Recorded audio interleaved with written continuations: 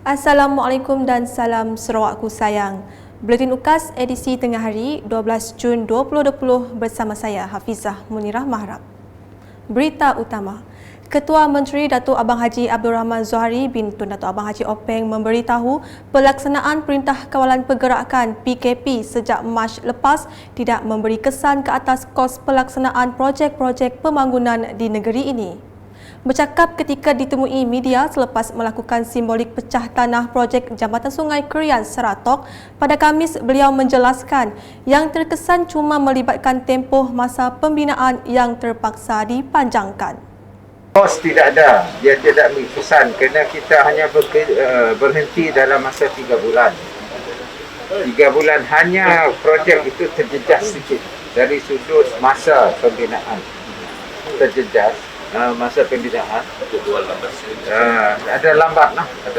Tetapi apabila kita mulakan kerja ini dalam peringkat recovery ini, dan ia akan membuka secara peringkat normal lah, dan ini akan stimulate ekonomi kita, khasnya di luar bandar. Turut hadir dalam majlis tersebut ialah Menteri Muda Infrastruktur dan Pembangunan Pelabuhan Sarawak Datuk Julaihi Narawi, Setiausaha Kerajaan Negeri Sarawak Datuk Ahmad Jaul Samiun, Timbalan Setiausaha Kerajaan Negeri Sarawak Datuk Seri Muhammad Abu Bakar Marzuki, Ahli Parlimen Betong Datuk Robert Lawson Chuat, Adun Saribas Muhammad Razi Sitam, Adun Beting Maro Razaili Gapur, Adun Layar Jerat Rentap Jabu, Adun Meluan Roland Duat Jubin dan Adun Repok Datuk Seri Huang Tiongsi. Laporan selanjutnya, Kerajaan Sarawak telah meluluskan sumbangan dana sebanyak RM350,000 bagi membina Surau Al-Azhar College Vocational Kuching. Dana tersebut telah disampaikan Timbalan Ketua Menteri Datuk Amar Awang Tengah Ali Hassan kepada Pengarah Kolej Vocational Kuching Aini binti Sohaili di pejabatnya Wisma Sumber Alam pada Jumaat. Dana tersebut telah diluluskan Ketua Menteri Datuk Patinggi Dr. Abang Haji Abdul Rahman Zohari Tun Datuk Abang Haji Openg bagi membolehkan pembinaan surau tersebut dimulakan. Pembinaan surau ini merupakan idea bekas Pengetua Zohara Zen pada 2006 dan apabila siap kelak akan memiliki keluasan sekitar 600 meter persegi dan mampu menempatkan sekitar 300 orang jemaah. Sementara itu, Pengarah Kolej Vocational Kuching Aini Sohaili yang ditemui selepas majlis tersebut melahirkan rasa teruja dan terima kasih kepada Kerajaan Sarawak di atas sumbangan dana ini yang membolehkan pembinaan surau menjadi realiti untuk keperluan guru, pelajar dan kaki tangan sekolah. Okey, sebenarnya perjalanan sehingga hari itu kalau nak diceritakan memang agak panjanglah sebab kami memang bermula daripada zero. Memang ada dana langsung untuk pembinaan surau di College Vocational Kuching. Jadi pada tahun lepas kami memohonlah daripada Datuk Amar untuk membantu kami dalam pengumpulan dana membina surau di College Vocational Kuching. Seterusnya, Kerajaan Persekutuan perlu mempertimbangkan cadangan pembinaan jalan alternatif atau pintasan dari Lawas dan Limbang ke Miri tanpa perlu melalui negara Brunei selain Lebuh Raya Pan Borneo.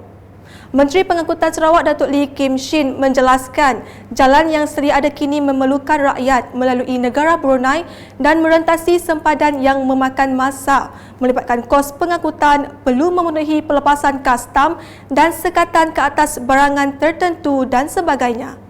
Beliau berkata demikian menerusi kenyataan media bagi menyokong kenyataan Menteri Muda Pemodenan Pertanian, Tanah Adat dan Pembangunan Wilayah Sarawak, Datuk Dr. Abdul Rahman Ismail mengenai keperluan jalan alternatif tersebut. Ujarnya lagi, pembinaan jalan alternatif tersebut akan membantu membuka lebih banyak peluang untuk aktiviti ekonomi terutamanya melibatkan pembangunan pertanian dan pelancongan serta memperluaskan hubungan terus ke Sabah sekaligus menjadikan Miri berkembang dan dipertingkatkan sebagai hub ekonomi wilayah utara Sarawak. Beralih ke laporan ibadah haji. Kerajaan Malaysia mengambil keputusan menangguhkan penghantaran jemaah menunaikan ibadah haji pada tahun ini dan ditangguhkan pada tahun hadapan dengan mengambil kira keutamaan kesan kesihatan kepada penduduk di negara ini. Menteri-Menteri di Jabatan Perdana Menteri Hal Ehwal Agama, Datuk Dr. Haji Zulkifli Muhammad Al-Bakri berkata demikian dalam sidang medianya pada Khamis. Menurutnya, keputusan ini telah dipersetujui dan diperkenankan ke bawah duli Yang Maha Mulia Seri Paduka Baginda Yang di-Pertuan Agong ke-16 Al-Sultan Abdullah Riayatuddin Al-Mustafa Billah Shah Ibni Al-Marhum Sultan Haji Ahmad Shah Al-Musta'in Billah.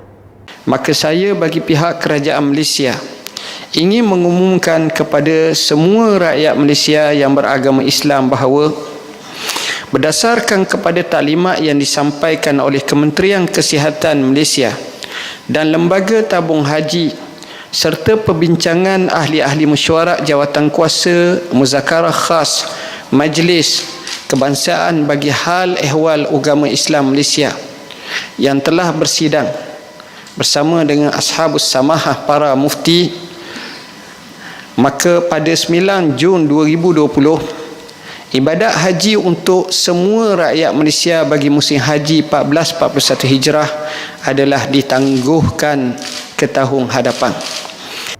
Beliau berkata demikian dalam sidang media di Jabatan Perdana Menteri pada Khamis. Sementara itu, tabung haji akan mengeluarkan kenyataan dan soalan lazim yang berkaitan penangguhan ibadah haji ini untuk makluman orang ramai. Laporan diteruskan dengan pembinaan Jambatan Batang Saribas dan Jambatan Sungai Kerian bakal mencorak strategi baharu pembangunan taraf ekonomi rakyat setempat. Ahli Dewan Undangan Negeri Adun Saribas Muhammad Razi Sitam berkata, siapnya jambatan tersebut akan memendekkan jarak antara daerah yang penting kepada sosioekonomi terutama bidang pertanian dan hiliran.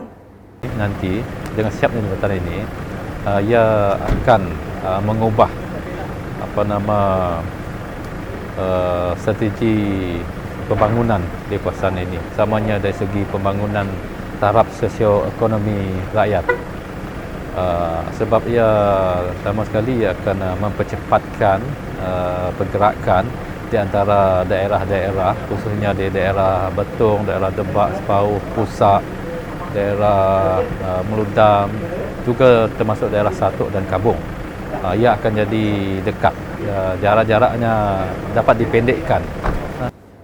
Katanya kepada UKAS semasa lawatan kerja Ketua Menteri Datuk Patinggi Dr. Abang Haji Abdul Rahman Zohari Tun Datuk Abang Haji Openg kedua buah tapak projek pada Khamis.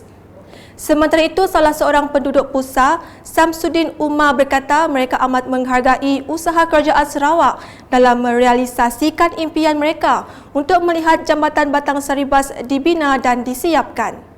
Jadi banyak-banyak terima kasih kepada kerajaan kerana membangun daerah pusat seperti jembatan yang telah dibina ataupun baru dibina. Banyak-banyak terima kasih. Bagi Ancin Demat dari Kampung Serabang, jambatan tersebut dapat memendekkan jarak dan masa mereka yang kini masih bergantung kepada perkhidmatan feri.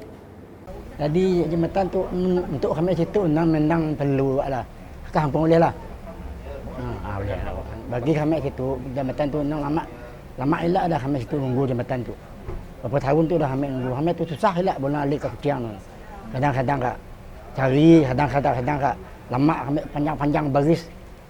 Baru datang ke Kuching. Batu kami nang teruk elak lah kami situ. Jambatan tu dah lagi. Okey lah. Memang senang kami situ kami. Ya tak kami jembatan situ tunggu imbas tu nantang kami kami. Dulu terpaksa lah kami berdiri. Bagi Mariam Mancai, beliau turut berterima kasih kepada Kerajaan Sarawak di atas projek pembinaan jambatan tersebut yang bukan sahaja memberi manfaat kepada penduduk kawasan sekitar, malah semua pengguna jalan pesisir pantai. Banyak terima kasih lah kerana sepanjang susah elak lah ambil orang pergi ke Kuching sebab masalah tu, dan sampai hari itulah kakak rasa gembira lah kerana dapat mengasmikan. Sebelum mengakhiri buletin, orang ramai dinasihatkan jangan mengambil kesempatan dalam kebebasan rentas negeri. Teruskan patuhi SOP PKPP yang telah ditetapkan dan jaga diri anda di mana jua anda berada.